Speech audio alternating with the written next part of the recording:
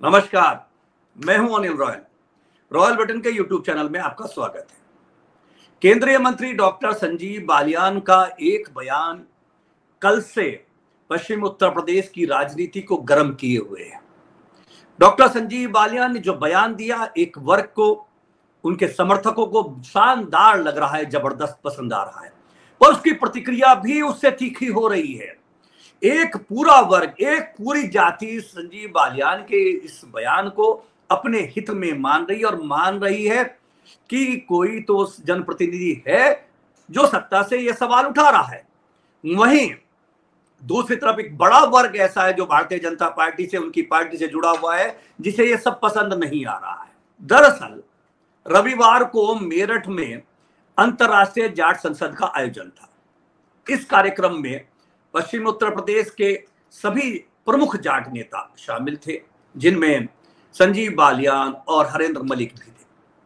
उस जाट संसद में हरेंद्र मलिक जब बोलने के लिए खड़े हुए और उनकी भाषा शैली इतनी तीखी थी, उनके सवाल ऐसे असहज थे कि मंच संचालक को उन्हें टोकना पड़ा।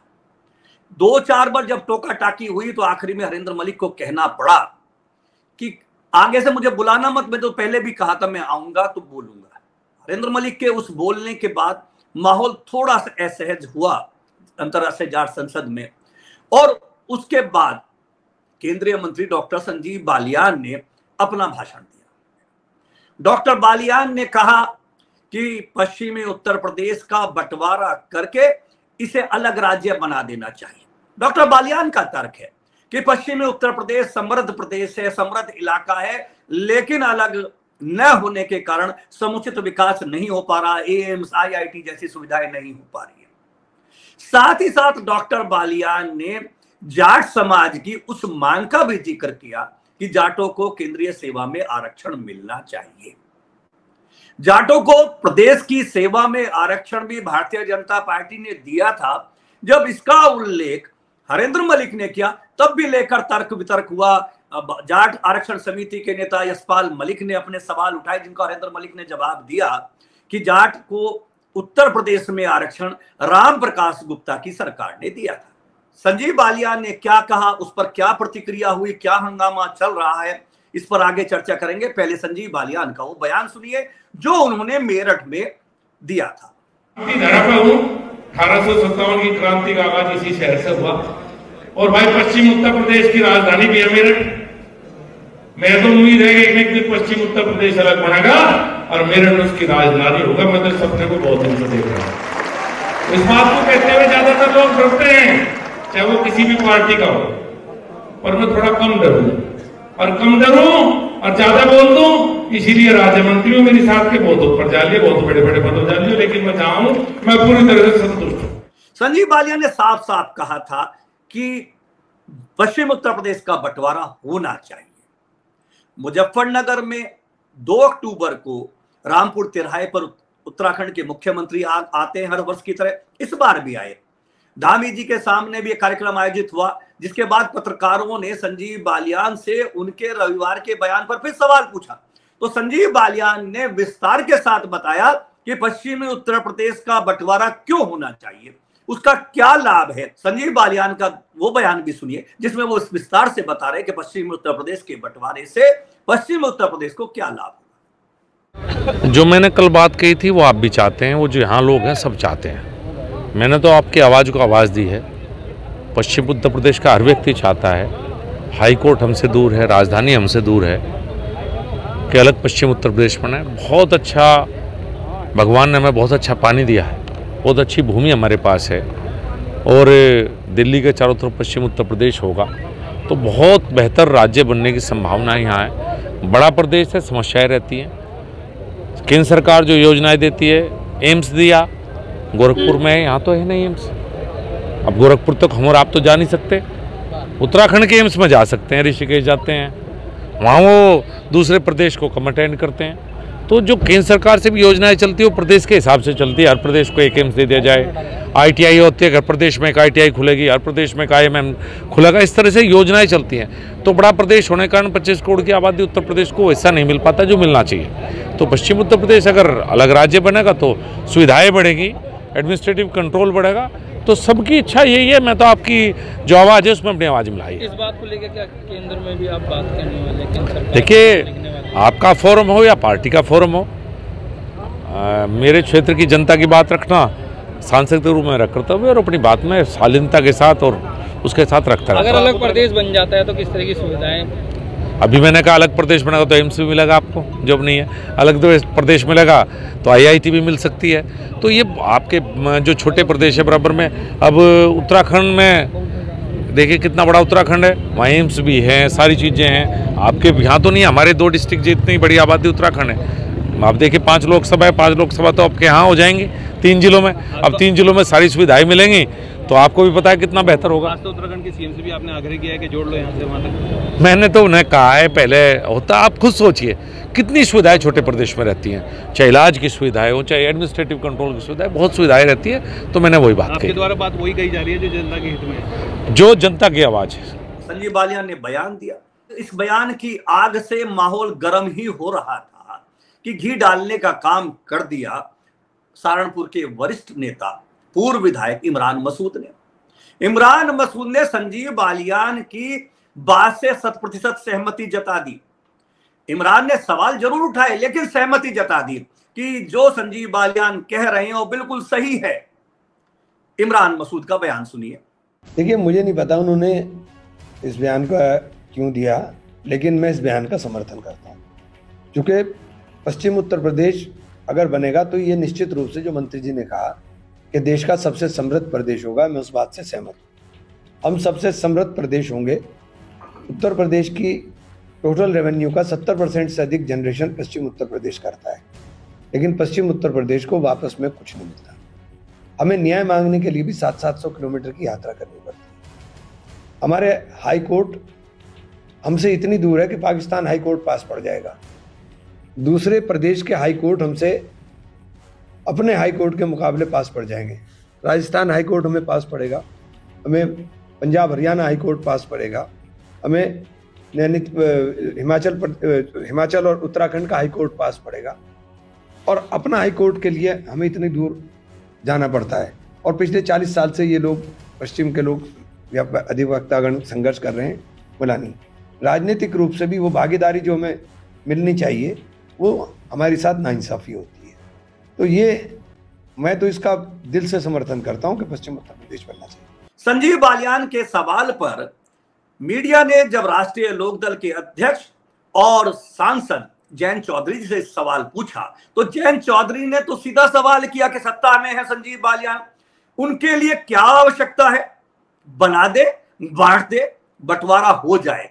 ले लिया जुमले बोलना, बात रखना, कहना बहुत आसान है, तो सस्ती बातों के लिए सरकार जानी जाती है। जी जी, ये भी उनकी एक सस्ती बात है।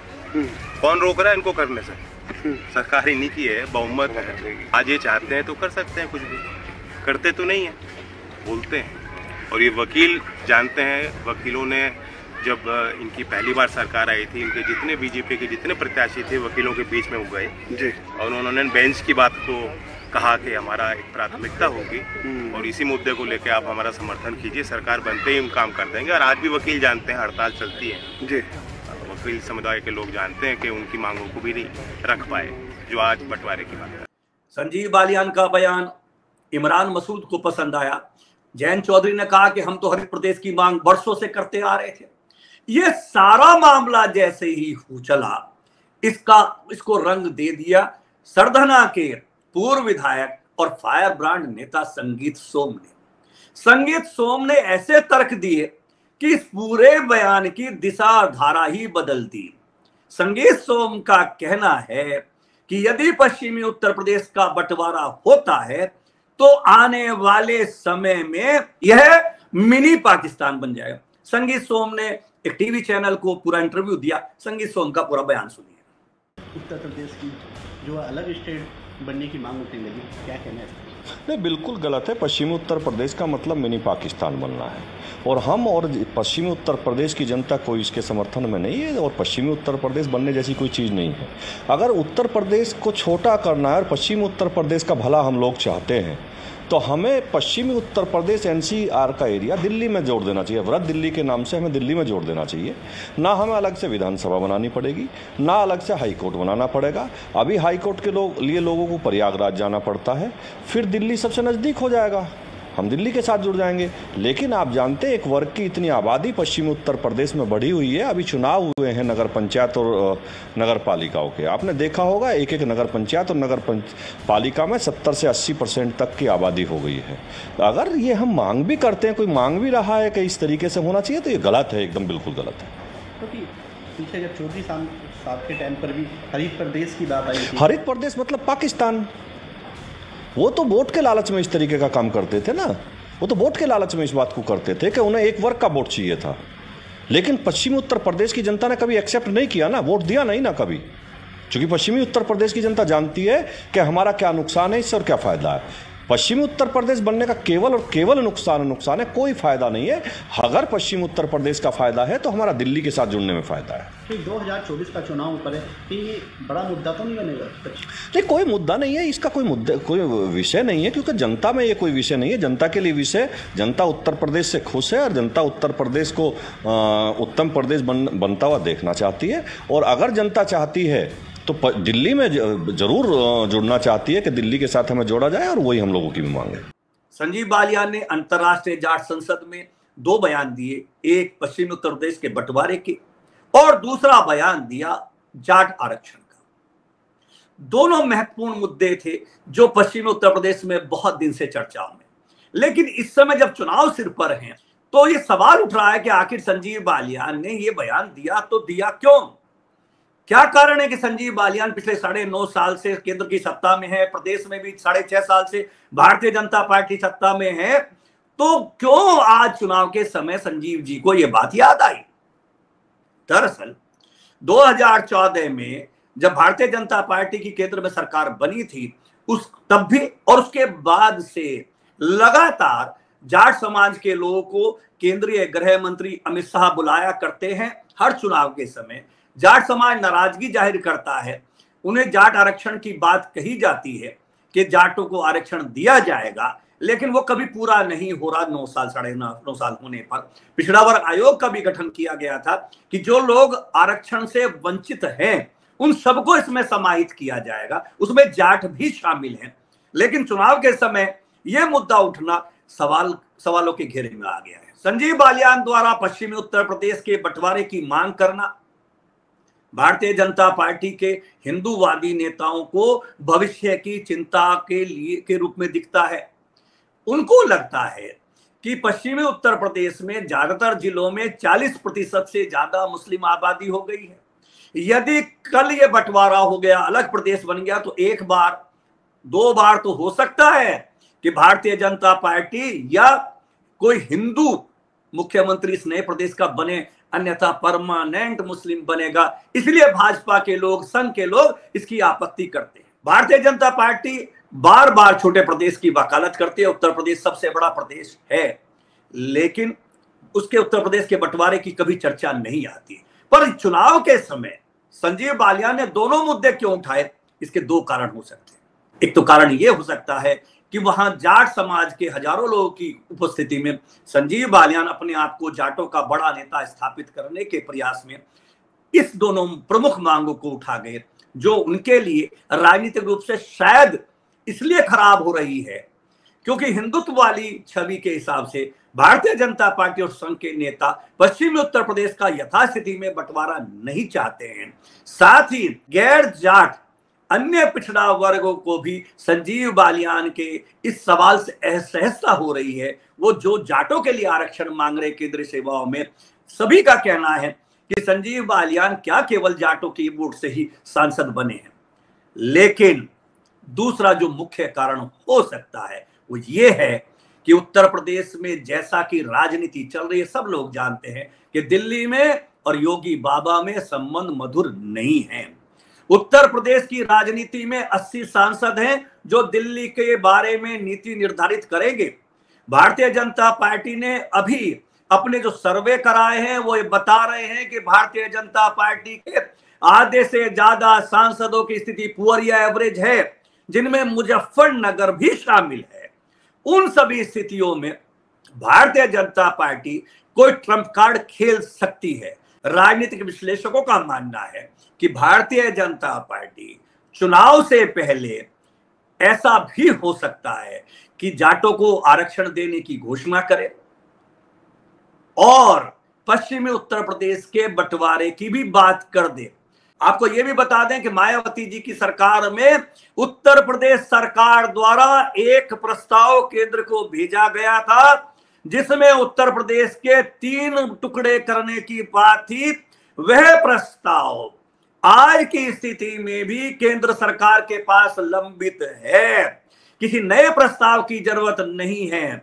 राजनीतिक समीक्षकों का कहना है कि केंद्र सरकार योगी आदित्यनाथ की शक्तियों को सीमित करना चाहती है। योगी आदित्यनाथ के बढ़ते कद को लेकर केंद्र में काफी असहजता है। उन स्थिति में अगर ऐसा हो जाए कि चुनाव से पहले उत्तर प्रदेश के 3 हिस्से कर दिए जाएं और योगी आदित्यनाथ को गोरखपुर उसके आसपास के एरियो तक ही सीमित कर दिया जाए तो यह भी एक संभव है। नहीं तो संजीव बालियान जैसे व्यक्ति जो केंद्र सरकार के मंत्री हैं वो इस तरह का बयान दे रहे हैं तो कुछ ना कुछ तो कारण हो सकता है। जाट आरक्षण और उत्तर प्रदेश का बंटवारा इतना सहज नहीं है। वकील जरूर खुश होंगे, पश्चिम उत्तर प्रदेश के लोग जरूर खुश होंगे, पर भाजपा और संघ के समर्थकों को यह बंटवारा वर्तमान स्थिति में सहज नहीं लग रहा है। पिछले दिनों जब संसद का विशेष सत्र बुलाया गया था तब भी एक बड़े वर्ग में ये चर्चा थी कि उसमें उत्तर प्रदेश के बंटवारे को लेकर प्रस्ताव आ सकता है, लेकिन वो नहीं आ पाया। तकनीकी कारण रहे होंगे कुछ भी, पर अब वो चर्चा फिर दोबारा शुरू हुई। क्या संजीव बालियान केंद्र के इशारे पर ऐसा कह रहे हैं? संजीव बालियान क्या केंद्र की तरफ से संकेत मिलने पर ऐसा कह रहे हैं? पश्चिमी उत्तर प्रदेश में वर्तमान की स्थिति में भारतीय जनता पार्टी के लिए नोएडा और गाजियाबाद को छोड़कर बाकी लोकसभा क्षेत्रों में स्थिति सहज सुगम नहीं है। उस स्थिति में Bharatiya Janata party Trump card खेल सकती है।